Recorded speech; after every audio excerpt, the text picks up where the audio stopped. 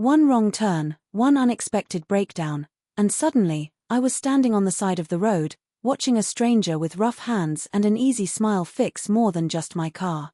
I should have driven away, should have forgotten the way his eyes lingered a little too long. But some lines, once crossed, can't be undone. And now, as I sit across from my husband, pretending everything is the same, I can't stop thinking about the man who made me feel alive again. The highway stretched endlessly ahead, a long ribbon of asphalt cutting through the vast emptiness. The late afternoon sun hung low, casting long shadows across the cracked pavement. I tightened my grip on the steering wheel, my knuckles turning white as I squinted against the glare. The car jolted once, then again, before stuttering into silence. I let out a breath, pressing my lips together.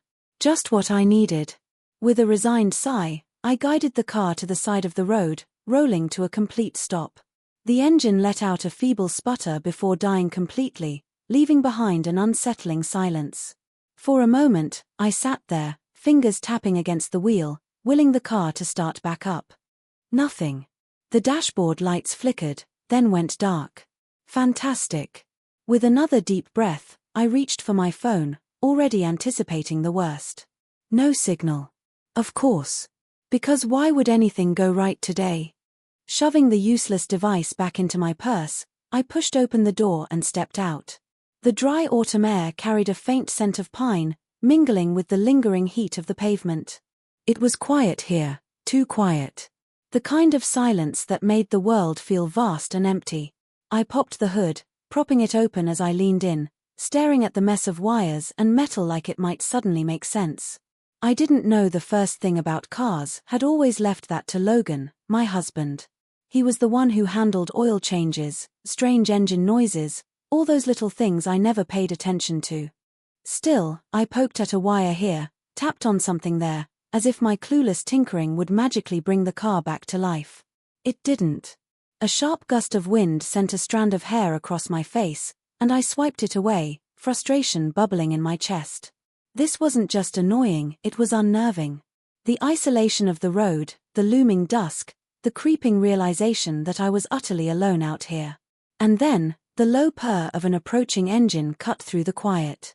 I straightened, glancing up just as a sleek black truck slowed beside my car. The driver stepped out, and my breath caught for just a second. He was tall, broad-shouldered, with dark hair that fell in tousled waves across his forehead. Sunlight glinted off the faint stubble along his jaw. He moved with a relaxed confidence, the kind that came from knowing exactly what you were doing. I should have been wary. A stranger stopping on an empty road wasn't always a good thing. But something about him, maybe the easy way he carried himself, maybe the absence of hesitation in his movements, kept me still.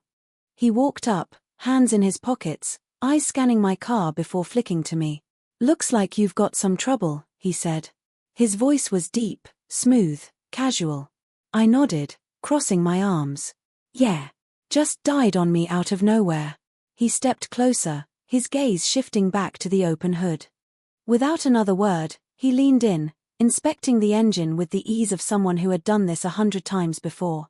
I watched his hands, strong, rough, practiced, as he fiddled with a few wires, testing connections, checking hoses. I should have been paying attention to what he was doing. Instead, I found myself studying the way his muscles moved beneath his shirt, the way his fingers traced along the engine with an almost lazy precision. After a moment, he glanced at me. "Alternator's acting up," he said, wiping his hands on a rag from his pocket. "I can patch it up enough to get you home, but you'll need a real fix soon." I exhaled, relief washing over me. That's more than I could have hoped for. He gave a slight grin, stepping back. "It won't last long. You should stop by a shop before it quits on you again." I nodded, tucking a strand of hair behind my ear. "Yeah, I'll do that." He reached into his back pocket, pulling out a small card and handing it to me. "My place isn't far. If you don't have a mechanic, bring it by." I glanced down at the card in my hand. Nate's Auto Repair, printed neatly across the top, followed by an address and a number. Nate. The name suited him. I looked up to find him watching me, something unreadable in his expression. The moment stretched, something unspoken hanging between us. Then, just as quickly as it had come, it was gone. "Drive safe," he said, giving the hood a pat before turning toward his truck. I stood there for a second, still holding the card, watching as he climbed into the driver's seat and pulled back onto the road. It wasn't until he disappeared over the horizon that I slid back into my car, gripping the steering wheel a little tighter than before. The engine started without a problem now, but my heart was still racing, an odd energy buzzing just beneath my skin. I shook my head, exhaling sharply. It was just a car problem. A minor hiccup in an otherwise normal day. At least, that's what I told myself. The drive home felt longer than usual, even though the car ran smoothly now. The road stretched ahead, the sky darkening as the last traces of sunlight faded into deep purple. My fingers tapped restlessly against the steering wheel, my mind replaying the last half hour like a scratched record. I shouldn't have been thinking about him. About Nate. But I was. The way his hands moved with effortless precision, the roughness of his voice, the confidence in his stance, it was all still there, lingering in my head like the scent of motor oil clinging to my skin. And I hated that I noticed it. Hated that it made me feel something I hadn't in a long time. When I finally pulled into the driveway, the porch light was already on, casting a warm glow over the front yard. The sight of it should have been comforting. It usually was. But tonight, it just felt like an anchor dragging me back to reality. As I stepped out of the car, the front door creaked open, and there he was, Logan. My husband. He stood there, silver strands of hair catching the light, his face breaking into a soft smile as he saw me. "There you are," he said, his voice warm, steady. "Was starting to wonder if you got lost." I forced a smile, shutting the car door behind me. "Car broke down." His brow furrowed. "What happened?" "Just died on me," I said, shrugging like it was nothing. "But some guy stopped to help. Fixed it enough to get me home." Logan's expression shifted, something unreadable flickering in his eyes. "Someone just stopped and helped you?" "Yeah," I said, suddenly feeling like I was saying too much. "Seemed like a good guy. Said the alternator needs fixing, gave me his card." Logan nodded slowly, as if weighing my words. "That's lucky." "Lucky. That's one way to put it." He stepped aside, letting me pass into the house. The familiar scent of roasted chicken and herbs filled the air, and my stomach twisted. I hadn't even realized how hungry I was. Logan always made sure dinner was ready, even if I was late. He was steady like that, always reliable, always there. I set my purse down on the counter, glancing at the business card still in my hand. The black print stood out stark against the white background. Nate's Auto Repair. The address. The number. It felt heavier than it should have. Logan pulled out a chair at the dining table and gestured for me to sit. "Better get it looked at before it leaves you stranded again," he said, squeezing my shoulder gently before heading to the stove to check on dinner. I nodded, sliding the card onto the counter. My fingers lingered on it for just a second longer than necessary before I pulled away. We ate like we always did, Logan asking about my day, me answering in vague details, the conversation flowing easily but lacking any real depth. It was comfortable, predictable. But something about it felt off tonight. Or maybe I was the one who was off. "Anything exciting happened today?" Logan asked, scooping mashed potatoes onto his plate. I hesitated. Just for a second. "Not really," I said, forcing another shrug. "Just the car thing." He nodded, content with my answer, and we fell back into the rhythm of small talk and quiet bites. But my mind wasn't on the conversation. It wasn't on the food. It was on the way my pulse had quickened when Nate looked at me. The way my skin had prickled under his gaze. Later, as we lay in bed, the room dark except for the soft glow of the moon filtering through the blinds, I stared at the ceiling, unable to sleep. Logan's breathing was deep, steady, his body warm beside me. Familiar. Safe. And yet, my thoughts drifted to the man who had fixed my car. I pictured his hands again, rough and capable, the way they had moved over the engine with an ease that had been strangely hypnotic. I imagined how they might feel against something softer. Guilt gnawed at me, sharp and persistent. What was wrong with me? Why was I lying in bed next to my husband, thinking about some stranger I'd only met hours ago. I turned onto my side, squeezing my eyes shut. This was nothing. Just a passing thought. A fleeting moment of distraction. It didn't mean anything. At least, that's what I told myself. The business card sat on the counter, its crisp edges standing out against the worn wood. Every time she passed by, Charlotte's gaze lingered on it, her fingers itching to pick it up. She told herself it was just about the car, she needed a mechanic, nothing more. But logic had nothing to do with the way her pulse quickened at the thought of seeing him again. By late morning, she surrendered to the impulse. The card was smooth under her fingertips, the embossed letters pressing faintly into her skin. Before she could change her mind, she dialed the number. The voice on the other end was familiar, steady, and far too easy on the ears. He remembered her, asked about the car, and offered an open appointment. There was no reason to hesitate, no reason to question why she was gripping the phone just a little too tightly. She agreed. The drive to the shop felt shorter than it should have. Too short. As soon as she pulled into the lot, she spotted him, Nate, standing near a lift, wiping his hands on a rag. The same effortless confidence, the same broad shoulders beneath that worn t-shirt. His eyes caught hers as she stepped out of the car, the corners of his mouth lifting just slightly. Charlotte forced herself to keep her expression neutral, to push aside the ridiculous flutter in her stomach. This was just a car repair. That was all. Nate wasted no time, moving toward the engine, his hands already working with the same practiced ease she remembered.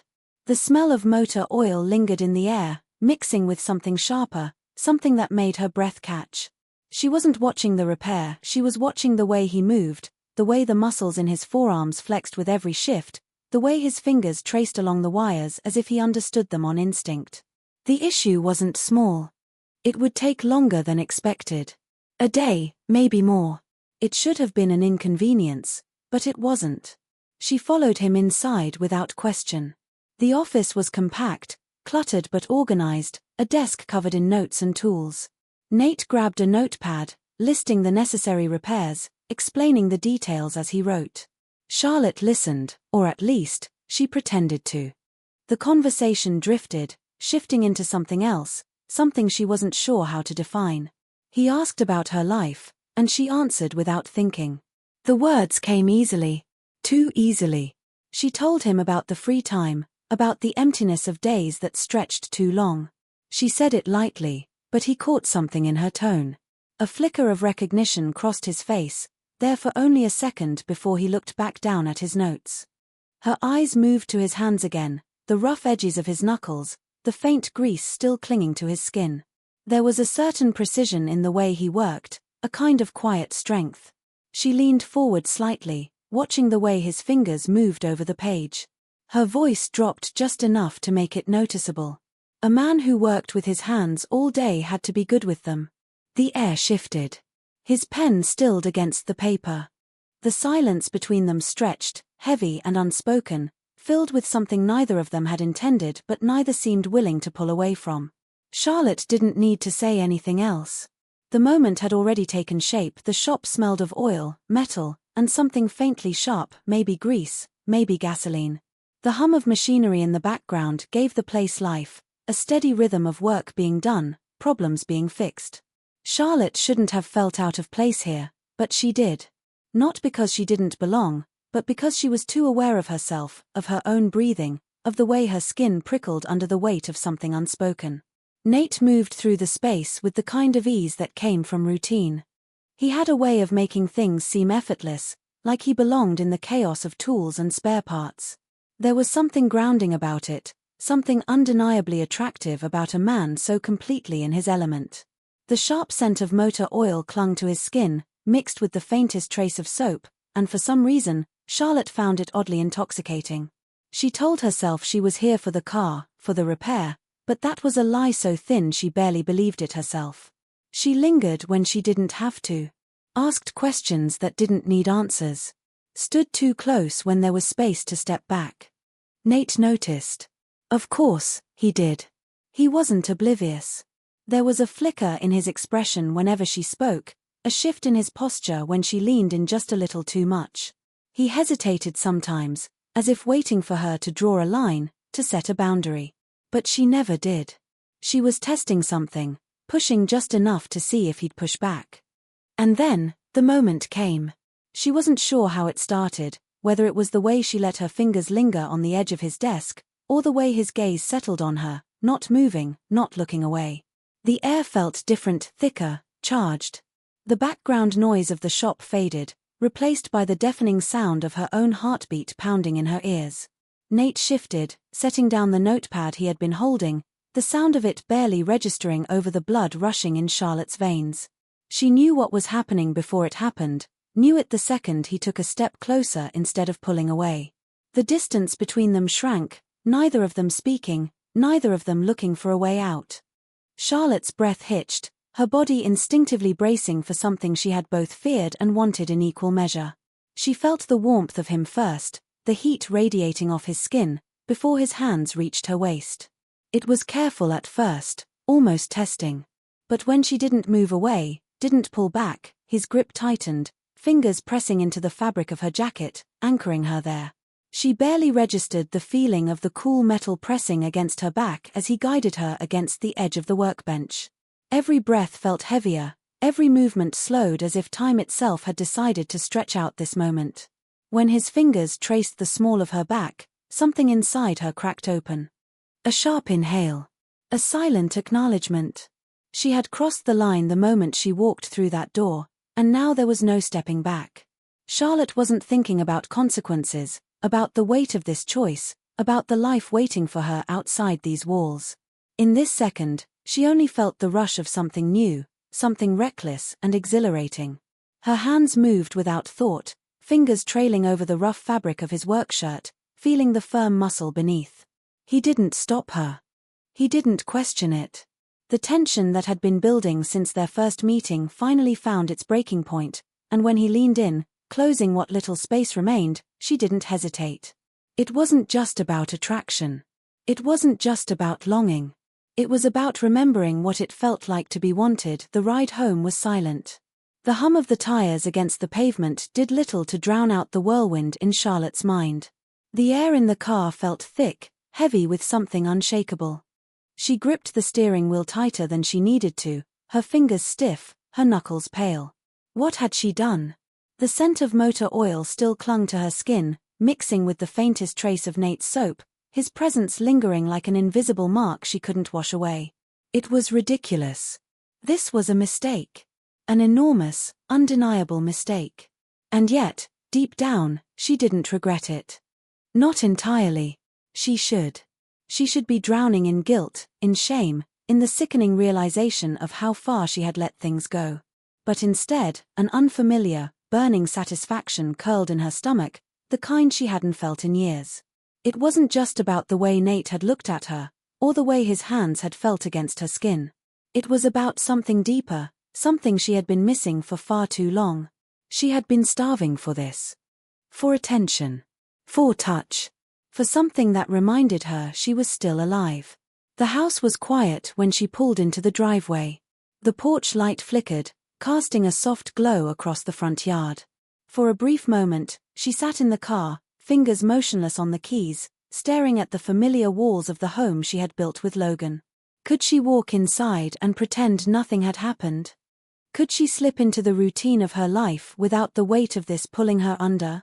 She forced herself to move, stepping out of the car and making her way to the front door. Logan was in the kitchen when she entered, leaning against the counter, a cup of coffee in hand. His silver-streaked hair was still damp from a shower, his face relaxed in that quiet, easy way she had once found so comforting. He glanced up at her, his expression soft. "How'd it go?" His voice was calm, steady. Charlotte swallowed hard. The lie came easier than she expected. "Fine. Took longer than expected, but the car's good now." He nodded, taking a sip of his coffee. "Glad to hear it." The warmth in his voice made her chest tighten. He had no idea. No reason to suspect that the woman standing in front of him wasn't the same woman who had left that morning. She walked past him, setting her purse on the counter, feeling the weight of her own movements like she was operating someone else's body. "Dinner's still warm," Logan added. "Figured you might be hungry." The kindness in his voice was unbearable. Charlotte forced a small smile. Thanks. I'll grab a plate in a bit. She needed to be alone. Just for a minute. In the bathroom, she turned on the sink, watching the water swirl in the basin before splashing some onto her face. The coolness did nothing to wash away the heat still clinging to her skin. She stared at her reflection, at the woman in the mirror who looked the same but wasn't. Would Logan notice? Would he sense the shift in her? Maybe not today. Maybe not tomorrow. But eventually, something would give.